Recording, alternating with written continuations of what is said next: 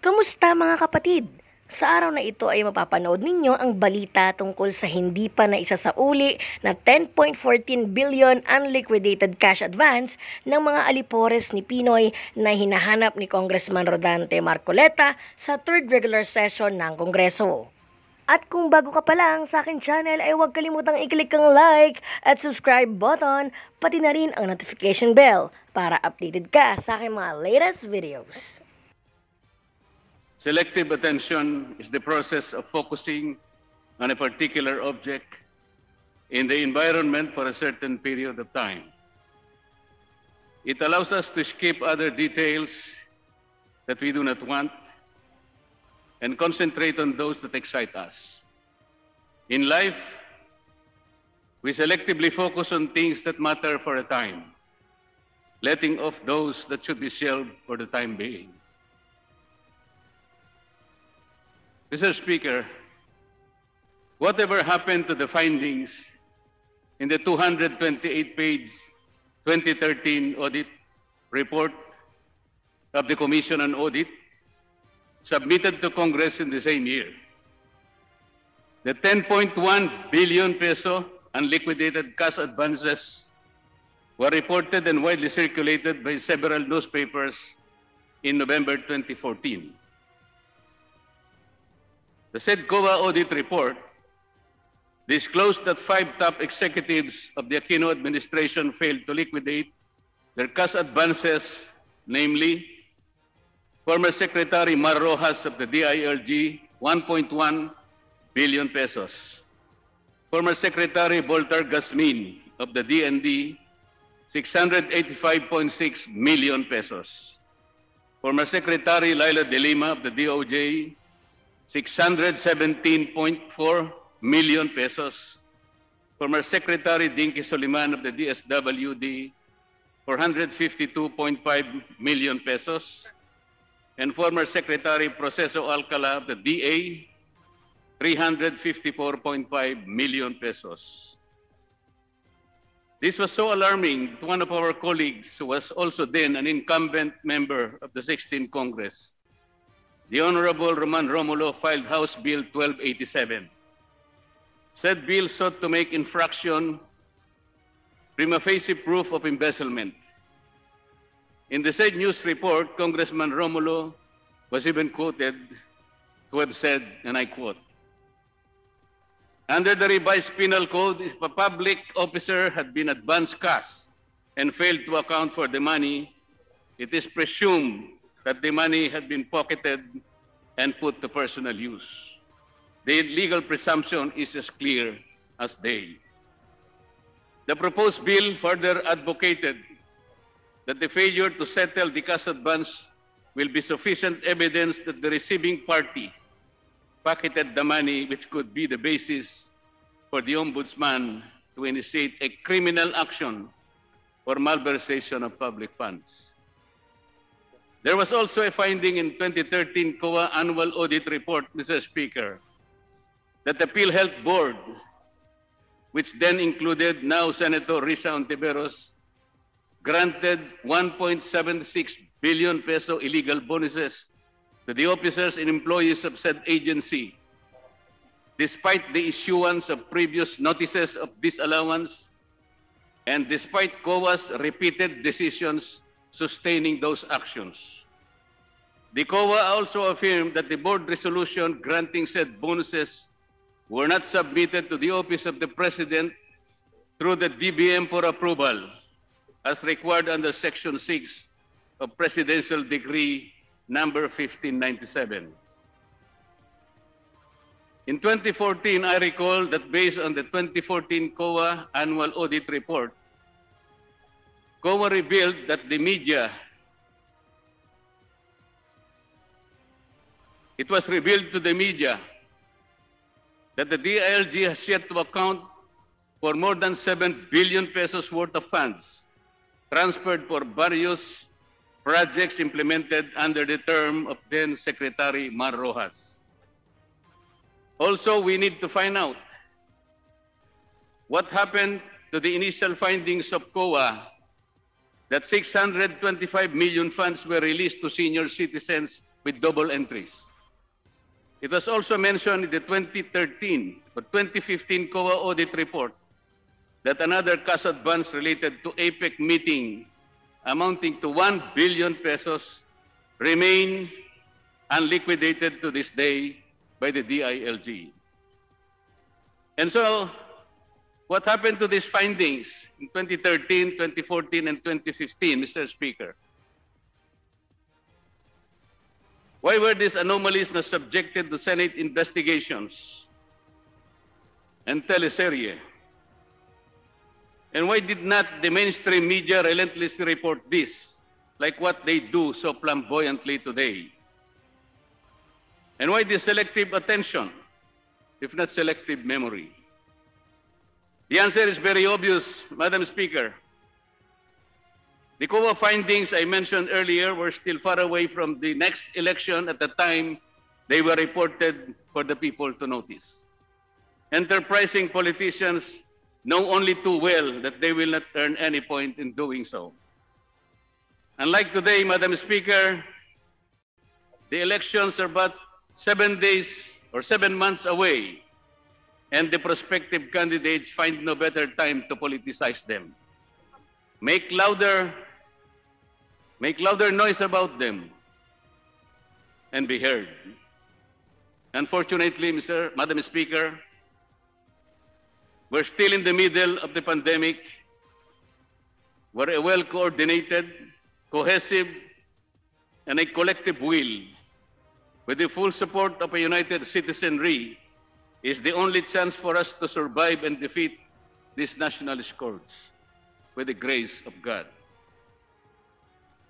Kaya alam po, Madam Speaker, may mga kandidato pa rin po na walang pinipiling panahon, may panalo lang ang kanilang sarili. Bigyan po natin ito ng isang akmang paghahalimbawa.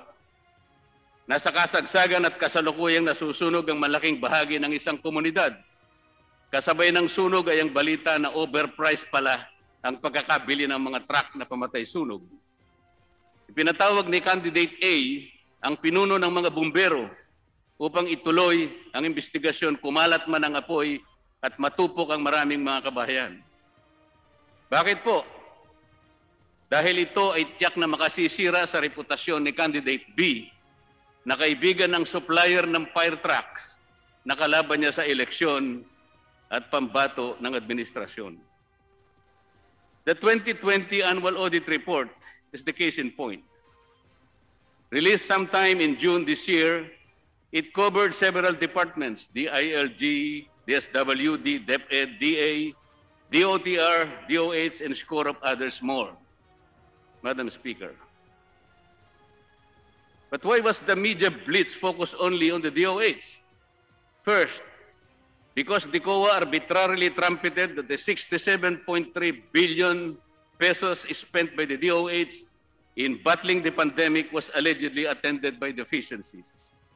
Secondly, because the DOH is in the eye of the storm, being the principal agency that leads the battle against the pandemic in several fronts. The staggering amount alone alarmed the people, but the sweeping COA conclusions like the problem exposed DOH's inability to safeguard, manage, and utilize health funds and resources economically and effectively, or the conclusion that the failure to spend its budget deprived the poor citizens of basic health services and could have saved many lives. These conclusions, Madam Speaker, scandalized the entire nation. It was too late in the day when COA explained that there was no money lost to corruption because it came after the damage had been done. Before DOH could even present the status report within the time frame allotted by COA itself, nawarak na ito.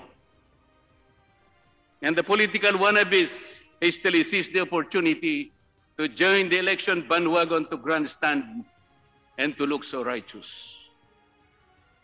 There must be governing principles to make COA a tenable instrument of public administration and governance. In its own website, COA maintains that it is constitutionally mandated to ensure accountability for public resources, promote transparency, and help improve government operations in partnership with stakeholders for the benefit of the Filipino people. But how can COA fulfill this mandate when all it does is to present annual audits of agencies by year-end or after the completion of given projects and programs? And these annual reports have become too boring and commonplace because of COA's traditional post-audit system that will perhaps stay for 1,000 years more unless our state auditors wake up and learn to innovate. It is generally held, Madam Speaker, that the government is too big to fail, precisely because it is not its nature to go broke. As either the role of a guardian or a spender, government is reposed a duty inherently complicated under the present circumstances, the pandemic. It is easily caught in a fiscal panic, essentially because of the rigid fiscal environment of limited resources that are beyond more challenged by a problem of supply chain beyond our control. The politicizing of COA reports betrayed the principles of the so-called politics administration dichotomy. At the proper time, Madam Speaker, COA may have to revisit its rules, procedures, methodologies, and even techniques in the conduct of its constitutional duty. It might even have to change its intellectual handle on how it does public management in the face of a pandemic that brought about unprecedented consequences.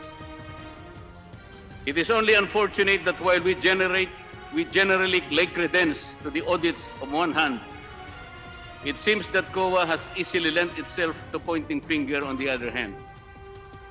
The next question will be, who will audit the state auditors to prevent this politics administration dichotomy from being compromised or even violated? The government response to the pandemic has preoccupied its entire machinery. The interagency task force was created with no less than the President on top of the situation with calibrated legislative support. But the task becomes so complicated, overwhelming, and onerous when the laws and regulations are so precise that they deny bureaucracies enough latitude in carrying out the law, according to an expert in public policy. COA's findings can be used to strengthen internal controls and operational efficiency and good governance, but it must innovate in order to prevent, not only to report, irregular, extravagant, and unconscionable expenditures. Given the express mandate in Article 9D, Section 2, Paragraphs 1 and 2 of the Philippine Constitution. State auditors must resist the tug of watchdogs and must recognize the need for improvement rather than posturing as know-it-all experts. Madam Speaker, according to H. George Frederickson, eminent fellow of the National Academy of Public Administration in the United States, the ongoing dynamics within the range of political and administrative values should not be one of conflict, compromise, and change, but rather one of harmony, cooperation, and continuity.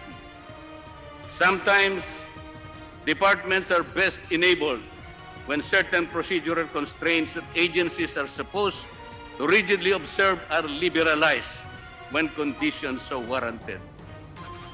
After all, COA's rules and procedures are not written in stones. Thank you, Madam Speaker. At dyan na nga nagtatapos ang video natin sa araw na ito. Kaya mga kapatid, ano ang masasabi nyo sa balitang ito? Comment down below.